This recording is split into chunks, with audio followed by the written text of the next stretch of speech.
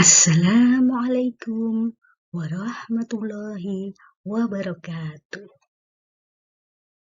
Bagaimana kabarnya anak-anakku yang soleh dan solehah hari ini?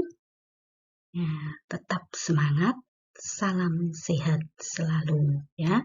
Semoga kebahagiaan, keselamatan, kesejahteraan ada pada kita semuanya. Oke ya, di sini Ibu akan memberi materi baru tata cara pengurusan jenazah.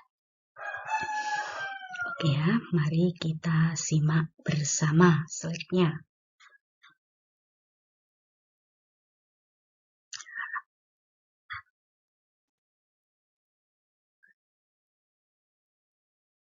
Setiap orang itu pasti akan mengalami kematian. Bahkan para nabi dan rasul tidak lepas dari ketentuan ini. Senantiasa kita mengingat bahwa manusia pasti akan mengalami mati. Harus sering kita lakukan agar setiap diri manusia menyadari bahwa dirinya tidaklah hidup kekal selamanya di dunia, sehingga senantiasa mempersiapkan diri untuk kehidupan akhirat. Oke ya, ini ada dalilnya. Kullu nafsin dha'iqatul maut wa innama tuwaffawna ujurahum yaumal qiyamah. Tiap-tiap yang bernyawa itu akan merasakan mati. Sesungguhnya pahala kamu akan disempurnakan pada hari kiamat. Quran Surat Al-Imran 185. Juga ini ada dalil Nabi Muhammad SAW yang diriwayatkan oleh Rawahu Ibnu Majah. Qala Rasulullah SAW, aksiru dzikrul maut. Artinya, Nabi Muhammad SAW berkata, hendaklah kamu memperbanyak mengingat kematian. Nah, ini ada gambar ya. Jadi setiap yang bernyawa itu nanti akan merasakan mati. Jadi kita perlu persiapan diri. Ambil setiap kesempatan yang Anda dapatkan dalam hidup karena beberapa hal terjadi hanya sekali. Jadi kalau kita berniat berbuat baik, segera berbuat baik karena kesempatan itu kadang hanya sekali. Nah, ini banyak sekali terjadi penyebab kematian seperti bencana alam, ya, banjir, gunung meletus dan sebagainya. Makanya kita perlu mempersiapkan diri. Semua yang ada di dunia ini hanyalah kepunyaan Allah Subhanahu wa Ta'ala dan akan kembali kepadanya. Oleh karena itu, jika ada salah satu saudara yang meninggal, pihak keluarga yang ditinggal hendaknya ikhlas dan rela melepaskan kepergiannya.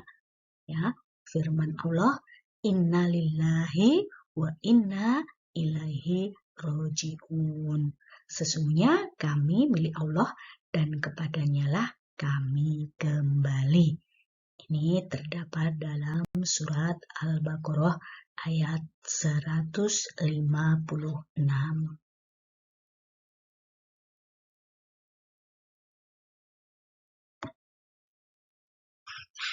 Tata cara dan sikap yang harus dilaksanakan oleh seorang muslim jika ada muslim lain yang baru saja meninggal dunia.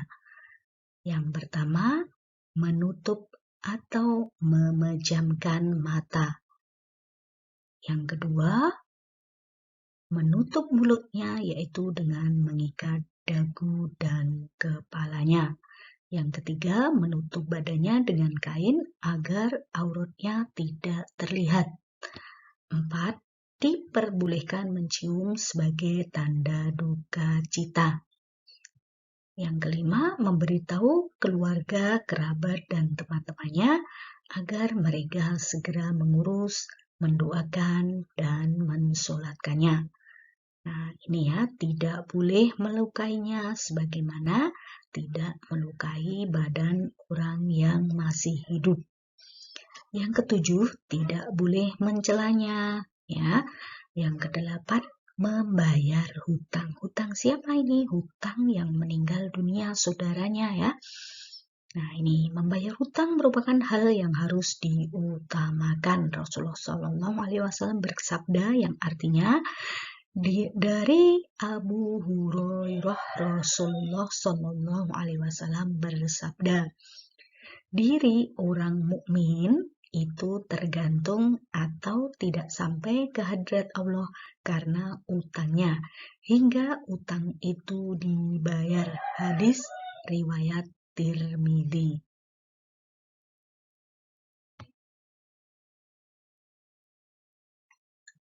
Hukum pengurusan jenazah adalah fardu kifayah atau kewajiban kifayah. Apa itu? Yaitu kewajiban bagi seluruh umat muslim. Namun, apabila sebagian dari mereka telah mengerjakan, maka gugurlah kewajiban bagi seluruh umat muslim. Namun, apabila tidak ada seorang pun yang mengerjakannya, semuanya berdosa. Nah, kewajiban apa sajakah itu? Ya, kewajiban-kewajiban terhadap orang yang meninggal dunia adalah memandikan jenazah, mengkafani, mensolatkan, dan menguburkan.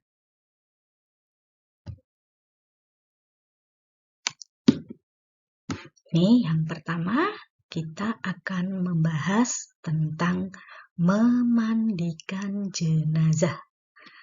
Sebelum jenazah dikafani dan disolatkan, terlebih dahulu jenazah dimandikan sesuai dengan cara-cara yang telah dicontohkan oleh Rasulullah SAW. Sabda Rasulullah SAW yang artinya, mandikanlah dia dengan air serta daun bidara atau sesuatu yang dapat membersihkannya seperti sabun. Hadis riwayat Al-Bukhari 1186. Syarat-syarat jenazah dimandikan. Itu. Yang pertama, jenazah itu orang Islam. Yang kedua, jenazah itu bukan karena mati syahid atau mati dalam peperangan membela agama. Rasulullah SAW bersabda yang artinya dari Jabir, sesungguhnya Nabi Muhammad SAW telah memerintahkan terhadap orang-orang yang gugur dalam perang Uhud supaya dikuburkan dengan darah mereka, tidak dimandikan dan tidak disolatkan. Hadis riwayat Bukhari. Yang ketiga, badan atau anggota badannya masih ada walaupun hanya sebagian. Adapun yang berhak memandikan jenazah adalah apabila jenazahnya laki-laki, yang berhak memandikan siapa? Kaum laki-laki. Boleh wanita, asalkan istri atau mahramnya. Jika sama-sama ada istri, mahram, atau orang lain yang sejenis, yang lebih berhak memandikan adalah istri. Jika tidak ada kaum laki-laki dan mahramnya juga tidak ada, jenazah cukup ditayamumkan saja. Apabila jenazahnya perempuan, yang berhak memandikan adalah kaum perempuan. Boleh laki-laki, asalkan suami atau mahramnya. Jika sama-sama ada suami, mahram, dan orang lain yang sejenis, yang lebih berhak memandikan adalah suami. Jika tidak ada kaum perempuan dan mahramnya, jenazah cukup ditayamumkan saja.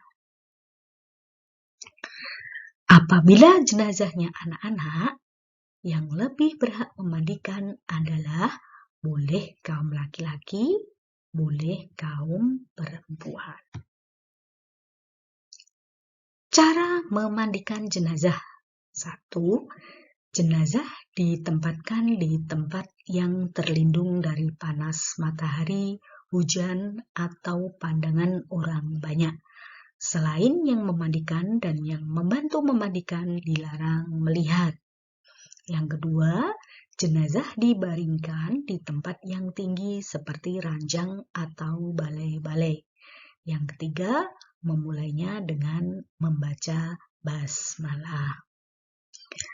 4. Ketika dimandikan, jenazah hendaknya diberi pakaian mandi atau pakaian basahan agar auratnya tetap tertutup seperti sarung atau kain. Yang kelima, membersihkan kotoran dan najis yang melekat pada anggota badan jenazah dengan sopan dan lemah lembut. Yang keenam, jenazah diangkat agak didudukkan, kemudian perutnya diurut supaya kotoran yang masih ada di perutnya dapat keluar serta bersihkan mulut, hidung, dan telinganya. 7. Kotoran yang ada pada kuku-kuku, jari tangan, dan kaki dibersihkan termasuk kotoran yang ada di mulut atau gigi. Yang kedelapan, menyiramkan air ke seluruh badan sampai merata dari atas kepala hingga sampai kaki. Setelah seluruh badan disiram air, kemudian dibersihkan dengan sabun dan disiram, kemudian sampai bersih. Ketika memandikan, disunahkan disiram 3 kali atau 5 kali atau lebih. Hadis Nabi Muhammad SAW yang artinya, dari Ummu Atiyah radhiyallahu an, Nabi SAW datang kepada kami memandikan putri beliau, kemudian beliau bersabda, mandikanlah ia 3 kali atau 5 kali atau lebih, kalau kamu pandang lebih dari itu dengan air serta daun bidara, dan basuhlah yang terakhir dengan dicampur kapur barus. Hadis riwayat Bukhari dan Muslim.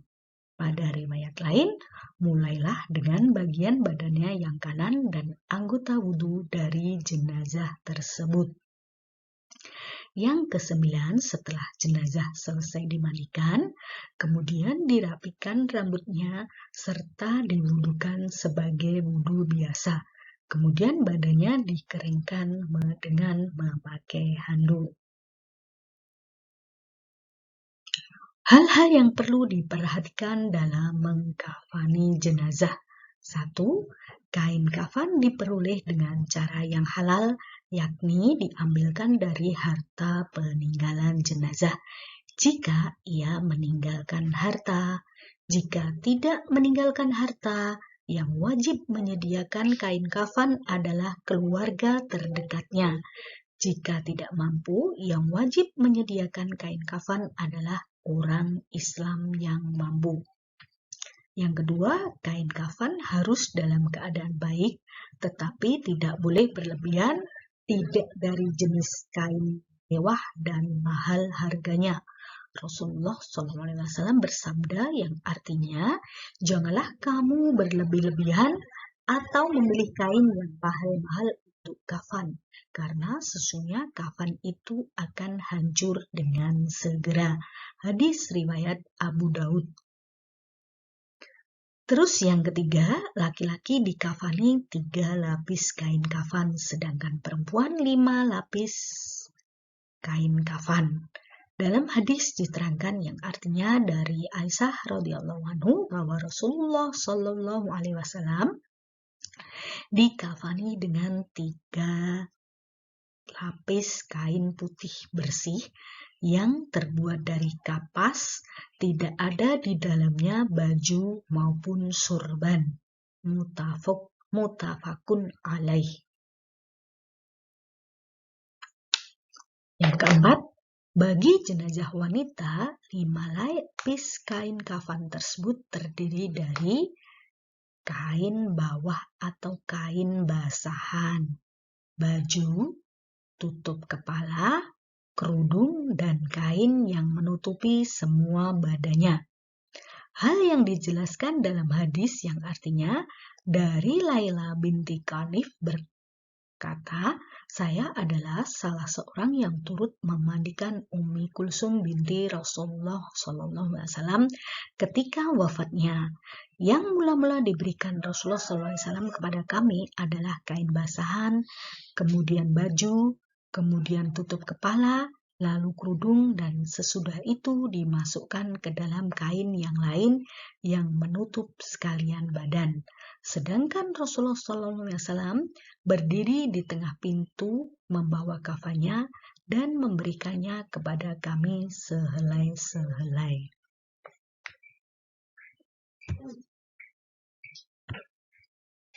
Kain kafan hendaknya bersih, berwarna putih dan kering, serta diberi minyak wangi.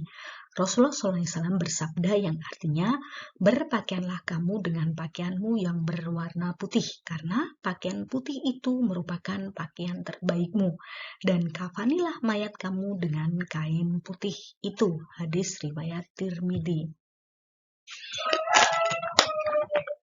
Selanjutnya, kita membahas bagaimana cara memperagakan mengkafani jenazah. Yang pertama, mula-mula hamparkan selembar tikar di atas lantai, lalu bentangkan 7 tas tali di atasnya, kira-kira letaknya di atas kepala, leher, dada, perut, paha, lutut, dan di bawah kaki jenazah yang hendak dikafani. Yang kedua, hamparkan di atas tikar tersebut kain kafan yang sudah disiapkan sehelai-sehelai dan setiap helainya diberi harum-haruman. Jika jenazah sedang dalam keadaan ihram, haji atau umroh, tidak boleh diberi wangi-wangian dan tutup kepala. Yang ketiga, jenazah hendaklah diolesi kapur barus halus, kemudian diletakkan di atas hamparan kain yang telah disediakan. Kedua tangan jenazah diletakkan di atas dadanya, tangan kanan di atas tangan kiri. Tempelkan kapas cukupnya pada bagian muka jenazah, pusarnya, kelaminnya, dan duburnya. Setelah itu, seluruh tubuh jenazah dibalut dengan kain kafan sampai rapi, lalu diikat dengan 7 untai tali yang sudah dipersiapkan. Sabda Rasulullah Sallallahu Alaihi Wasallam, Qala Rasulullah Sallallahu Alaihi Wasallam, Sallu ala mautakum, rawahu Ibnu Majah. Artinya, Rasulullah Sallallahu Alaihi Wasallam bersabda, solatkanlah jenazah-jenazah kalian. Hadis Ibnu Majah. Keluarga dekat dari jenazah, khususnya anak-anak, hendaknya ikut mensolatkannya, karena doa dari anak yang soleh untuk orang tuanya yang sudah meninggal dunia tentu akan dikabulkan oleh Allah Subhanahu wa Ta'ala. Selain itu, hendaknya diusahakan orang-orang yang mensolatkan jenazah tersebut banyak jumlahnya. Rasulullah bersabda yang artinya dari Ibnu Abbas, katanya, aku mendengar Rasulullah SAW bersabda, orang mati lalu jenazahnya disolatkan oleh 40 orang muslim yang tidak musyrik, maka Allah menerima syafaat mereka terhadap jenazah tersebut. Hadis riwayat Ahmad dan Muslim. Syarat sholat jenazah: 1. Orang Islam, suci dari hadas besar dan hadas kecil, suci badan, pakaian, dan tempat dari najis, menutup aurat dan menghadap kiblat. 2. Sholat jenazah dilakukan setelah jenazah dimandikan dan dikafani. Yang ketiga, letak mayat di sebelah kiblat orang yang mensolatkan, kecuali kalau sholat jenazah dilakukan di atas kubur atau sholat gaib. Rukun sholat jenazah. 1. Niat sholat jenazah dengan ikhlas karena Allah Subhanahu wa Ta'ala. Yang kedua, takbir 4 kali. Yang ketiga, membaca surat Al-Fatihah sesudah takbir pertama atau disebut takbiratul ihram. Yang keempat, membaca sholawat atas Nabi setelah takbir kedua. Yang kelima, membaca doa setelah takbir ketiga dan takbir keempat. Keenam, berdiri jika mampu. Yang ketujuh, mengucapkan salam. Sunnah-sunnah sholat jenazah berbeda dengan sholat 5 waktu, maka dalam sholat jenazah tidak disunahkan adzan dan iqamah. Beberapa hal yang disunahkan dalam sholat jenazah adalah mengangkat tangan ketika mengucapkan 4 kali takbir. Dalam hadis dijelaskan yang artinya dari Ibnu Umar, sesungguhnya Nabi SAW mengangkat kedua tangannya pada semua takbir sholat jenazah. Hadis riwayat Al-Baihaqi.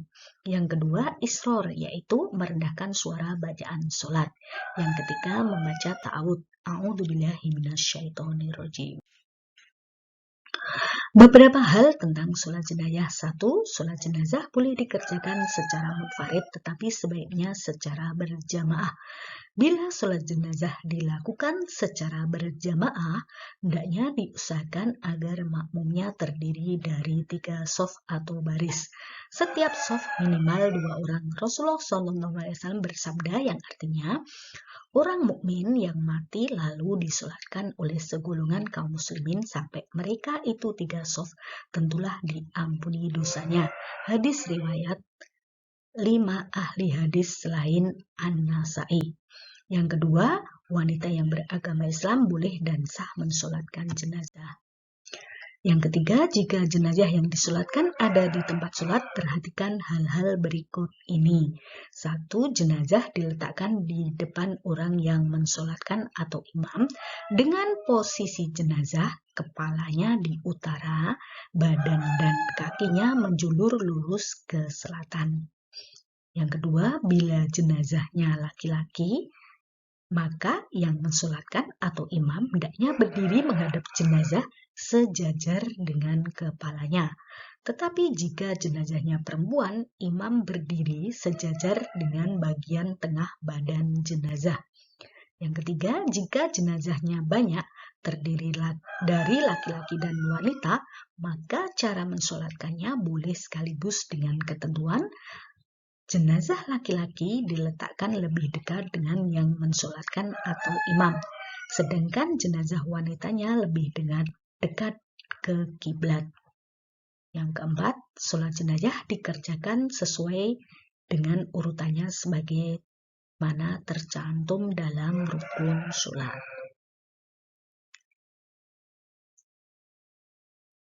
Terus, sholat jenazah gaib itu apa? Sholat jenazah yang jenazahnya tidak ada di tempat sholat. Misalnya jenazahnya di Arab, sedangkan yang mensolatkannya berada di Indonesia. Sholat jenazah gaib itu hukumnya boleh dan tata caranya sama dengan kalau jenazahnya berada di tempat sholat. Bedanya mungkin jenazahnya tidak berada di arah kiblat orang yang mensolatkan. Mensolatkan jenazah di atas kuburnya hukumnya boleh. Hadis Nabi SAW yang artinya Nabi SAW sampai di sebuah kubur yang masih basah. Kemudian beliau mensolatkannya dan mereka para sahabat berbaris di belakang beliau dan bertakbir 4 kali. Hadis riwayat Al-Bukhari dan Muslim.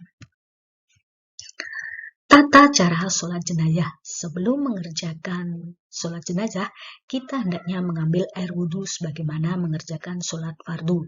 Setelah berdiri tegak, kita mengucapkan takbir yang pertama sambil mengangkat tangan diiringi niat sholat jenazah. Setelah membaca takbir, kita membaca Al-Fatihah.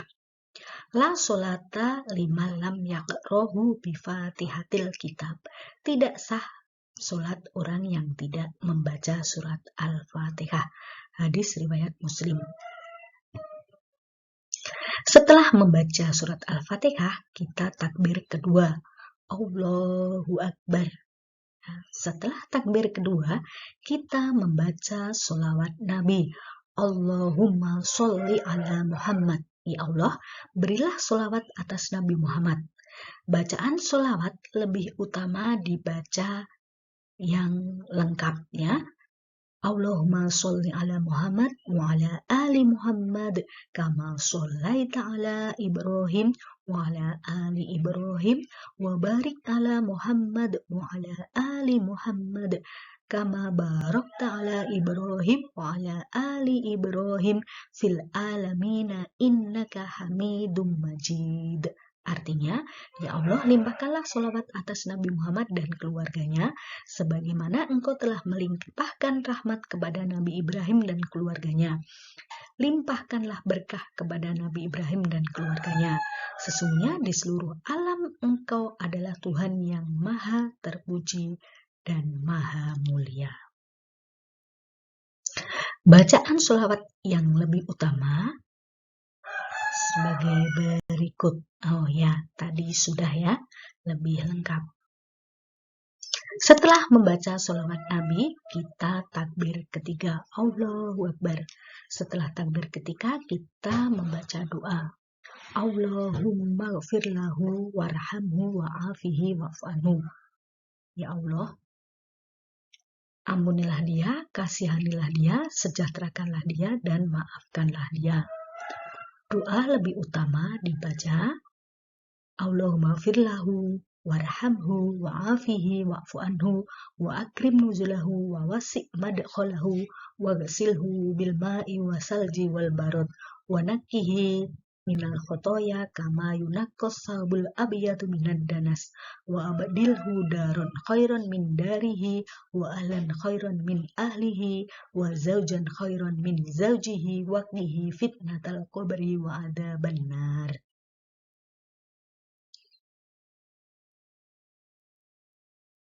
Dilanjutkan dengan takbir yang keempat, Allahu Akbar. Membaca doa sebagai berikut. Allahumma la tahrimna ajrahu wa la taftinna ba'dahu wa ghafir lana walahu. Ya Allah, janganlah Engkau haramkan halang-halangi kami akan pahalanya. Jangan Engkau beri cobaan atau fitnah kami sepeninggalnya, dan ampunilah kami dan dia. Doa lebih utama, lebih komplit ya. Yang takbir keempat, Allahumma la tahrimna ajrahu wa la taftinna ba'dahu waghfir lana wa lahu wa li ikhwanina alladhina sabaquna bil iman wa la taj'al fi qulubina ghillan lil ladzina amanu rabbana innaka ra'ufur rahim. Ya Allah, janganlah Engkau haramkan halang-halangi kami akan pahalanya, dan jangan Engkau beri cobaan atau fitnah kami sepeninggalnya, dan ampunilah kami dan dia, dan saudara-saudara kami yang telah beriman terlebih dahulu dari kami, dan janganlah Engkau membiarkan kedengkian dalam hati kami terhadap orang yang beriman, ya Allah, yang maha penyantun dan maha penyayang.